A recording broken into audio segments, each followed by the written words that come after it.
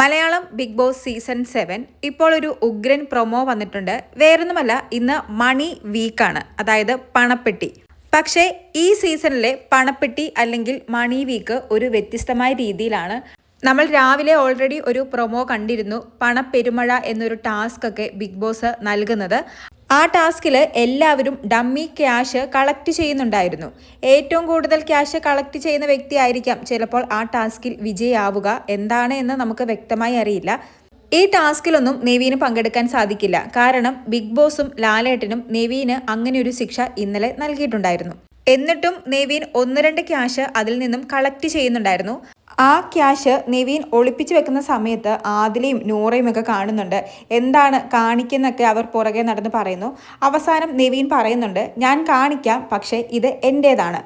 അങ്ങനെ നെവീൻ ആ ഒരു പേപ്പർ തുറന്ന് കാണിക്കുമ്പോൾ അതിൽ 15,000 എന്നാണ് എഴുതിയിരിക്കുന്നത്, അതായത് 15,000.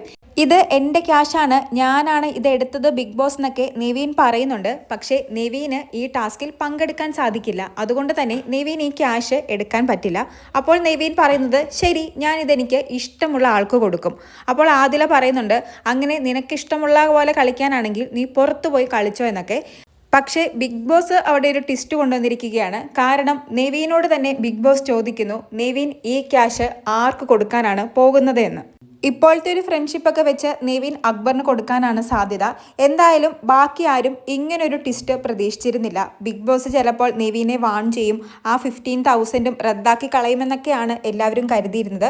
പക്ഷേ എല്ലാവരെയും ഞെട്ടിച്ചുകൊണ്ട് ബിഗ് ബോസ് അവിടെ അങ്ങനൊരു ട്വിസ്റ്റ് കൊണ്ടുവന്നിരിക്കുകയാണ്.